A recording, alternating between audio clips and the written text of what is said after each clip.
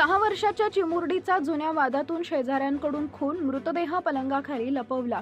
यवतमाळ जिल्ह्यातील द्वारवा police station अंतर्गत येणाऱ्या बोथ गावातील 6 वर्षाची मुलगी शिवानी पंकज जाधव हिची जुन्या वादातून निर्गुण हत्या करण्यात आली आहे।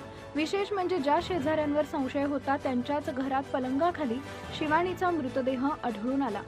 20 मार्च 2026 रोजी शिवानी बेपत्ता झाल्याची तक्रार दाखल झाली होती। घटनेचं गांभीर्य ओळखून पोलीस अधीक्षक कुमार चिंता यांनी स्वतः बोथ गावात हजर राहून 8 पथकांच्या माध्यमातून शोध मोहीम राबवली।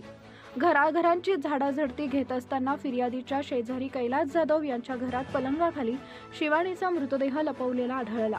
पुरावा नष्ट करण्याच्या उद्देशाने तिला तिथं ठेवण्यात आलं होतं। या प्रकरणात पोलिसांनी एका विधी संघर्षग्रस्त बालकासह 5 जणांना ताब्यात घेतलंय।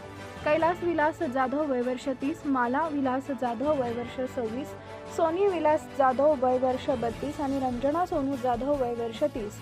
पोलीस अधीक्षक कुमार चिंता, अपर पोलीस अधीक्षक अशोक थोरात आणि उपविभागीय पोलीस अधिकारी सिद्धेश्वर भोरे यांच्या मार्गदर्शनाखाली ही कारवाई करण्यात आली।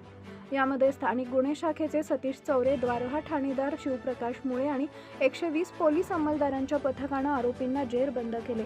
सध्या आरोपीवर कलम 103 आणि 238 अन्वये गुन्हा दाखल करून पुढील तपास सुरू आहे। Subscribe now and press the bell icon. Never miss an update.